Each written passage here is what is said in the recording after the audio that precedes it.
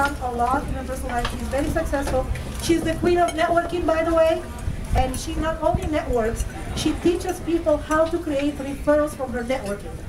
She's a great coach. She's a business owner. She's a successful woman. She is a mother and grandmother of 7 children. Grandchildren, I apologize. Okay? So, with that said, I want you all to give a standing ovation to Master Linda Lenore Feng Shui.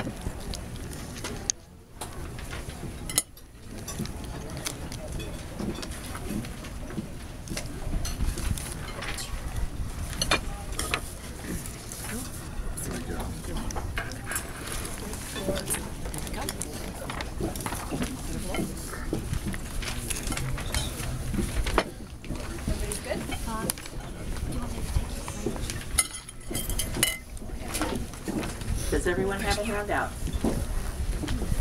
Let everyone get seated again.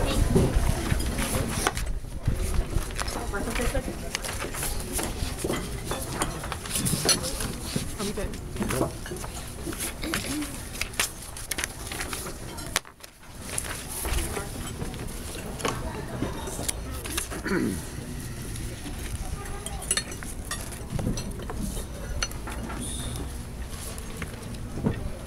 First, we shape our dwellings. Then our dwellings shape our lives. That quote from Winston Churchill, when I first heard it, had an impact on me, but not to the extent that I understand today. We're at a new venue. How does this venue feel compared to the other venue? And to other venues that you have been to with successful thinkers or any other group? How did you feel when you were walking up to the space? What did you notice? Were you excited? Or did you see some things that maybe didn't feel quite right?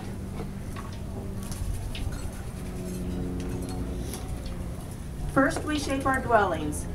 Then our dwellings shape our lives.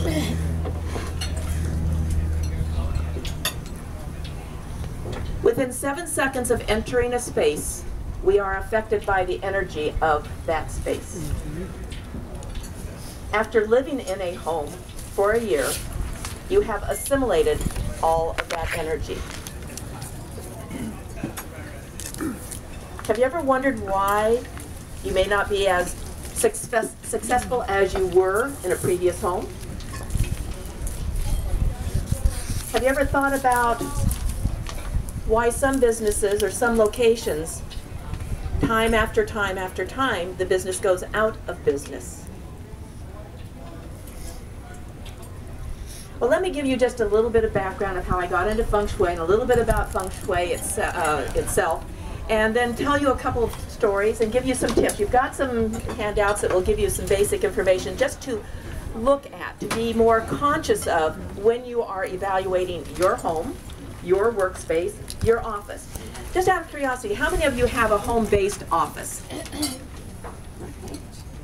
And how many of you have a brick and mortar facility? Okay, or a storefront?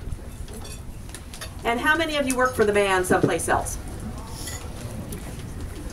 All of you can change what is going on in your space to make it better for you. So let me give you just, again, a little bit about how I got into Feng Shui, what Feng Shui is, and a few things for you to look for the short time that I have with you. I have an interior design background. I started when I was 8 years old, sewing in my grandmother's sewing business. I made draperies. Yes, it was child labor. It was also a labor of love.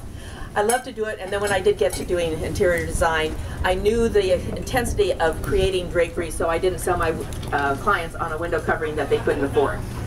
And about the same time, my father was doing a remodeling, and he had a daughter that was being a real pest and said, "Daddy, Daddy, Daddy, what can I do? What can I do?" You see that wire over there? I want you to pull it through the studs. So I pulled the wire through the studs. Went back and I pestered him some more, and I wound up being taught how to do the plumbing, the sheetrock, the chicken wire, the stuccoing, and the shakes and shingles by the time I was 12 years old. I will have you know that I have a battle scar from removing a window last weekend. Okay? We are taking the last of the aluminum windows out and putting in a bay window. Yes, I'm very much hands-on. When I moved from Southern California to Northern California, I decided that I needed to know how to do interior design correctly. I actually had been doing computer programming for the Los Angeles Times. So I went back to school, learned how to do design work, met some ladies, we decided to start our own business. Unfortunately, the university we were going to did not teach you how to run a business, and so I had to find out some other way. Very fortuitously received a brochure in the mail about how to run a small design firm at a conference. It was about 30 years ago. I was dressed in my designer outfit, right down to my 4-inch pointed toe shoes on those cement floors. And I was walking around like that the first day, and I was walking like this on the second day, and by the 6th day I was just in pain, agony. I sat down in the auditorium that last day, kicked off my shoes, looked around, and discovered I was probably in the wrong space. There were only about a handful of us that were not of Asian descent in that room, but it had been billed as something to do with interior design. So, started to get my things, it was ready to leave, and just then the side door opened up and a gentleman dressed in black robes started to walk in with 6 other people behind him in a processional. Now, I'm in the front row. My mother raised a good little girl. I'm not going to get up and be disrespectful to this gentleman, I understood that much. But as soon as he opened his mouth and only spoke Mandarin, I knew I was in trouble. This presentation lasted for 3 hours. Thank goodness there was a translator, and about 15 minutes later he got up and started to explain some things. Now, very briefly, he started talking about good feng shui and bad feng shui, and within the process, whenever he said good feng shui, everyone in the audience would go, "Oh," and they're taking notes because they want to make sure that they've got that good feng shui. And every now and then he'd throw out bad feng shui, and there'd be this gasp, and people were taking notes. The very, very end, again, 30 years ago, technology, he had an overhead projector. He took a transparency, he made this drawing, he put it on the overhead projector, and he said, if this is a floor plan of a house, if this is where the room for a child is located, if this is where that bed is located, it can be so harmful to the child's health, the child could actually die. My heart sank. He had just described my house. He had just described my son's room. And my son Jeff had died a few months before. With that, I didn't care that I was being disrespectful. I grabbed my things, I ran out of there, and I found a corner of the convention center, and I just bawled. After I composed myself, I discovered there was another 3-hour workshop in that same auditorium. Continuation of the morning program. I had to go back. Well, I'm not in the front row. No. I'm in the back, as far as I possibly can be, by the door to make an exit, just in case there's another bombshell like the last one. And it was in that second presentation that he said, if you have your own business and you need more clients, you need to put up a brass wind chime outside the front door to your home. Okay, a few little caveats here. You can find wind chimes 30 years ago. You couldn't find brass ones. That was even harder. Unless you went to Chinatown, which I did not do.